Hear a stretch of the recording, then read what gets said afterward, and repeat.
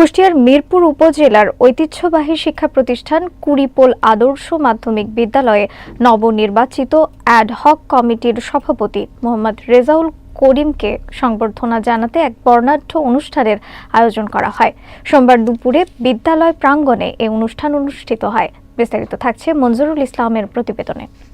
অনুষ্ঠানে সভাপতিত্ব করেন বিদ্যালয়ের প্রধান শিক্ষক মোহাম্মদ রেজাউল করিম। প্রধান অতিথি হিসেবে উপস্থিত ছিলেন advocate Khandakar Sirajul Islam, public prosecutor, জজ কোর্ট কুষ্টিয়া এবং বিদ্যালয়ের সভাপতি।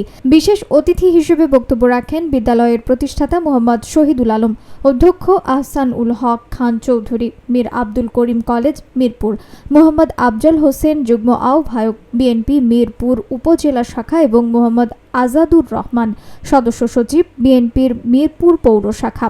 অনুষ্ঠানে অতিথিরা বিদ্যালয়ের সার্বিক অগ্রগতি এবং শিক্ষার মানোন্নয়ন নবনির্বাচিত সভাপতির ভূমিকায় প্রশংসা করেন। তারা বলেন, একটি প্রতিষ্ঠানের উন্নয়নে পরিচালনা পর্ষদের নেতৃত্ব অত্যন্ত গুরুত্বপূর্ণ। নবনির্বাচিত সভাপতি শিক্ষা ও সংস্কৃতির উন্নয়নে কার্যকর ভূমিকা রাখবেন বলে আমরা বিশ্বাস করি। এ সময় বিদ্যালয়ের শিক্ষক শিক্ষিকা, অভিভাবক, শিক্ষার্থী ও এলাকার গণ্যমান্য ব্যক্তিবর্গ উপস্থিত ছিলেন। অনুষ্ঠানটি আনন্দঘন পরিবেশ সম্পন্ন হয়।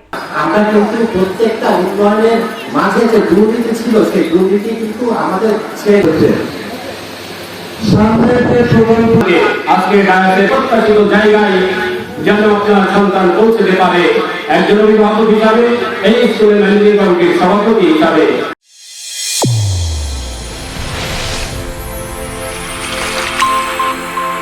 চ্যানেল A1 হৃদয়ের স্পন্দন।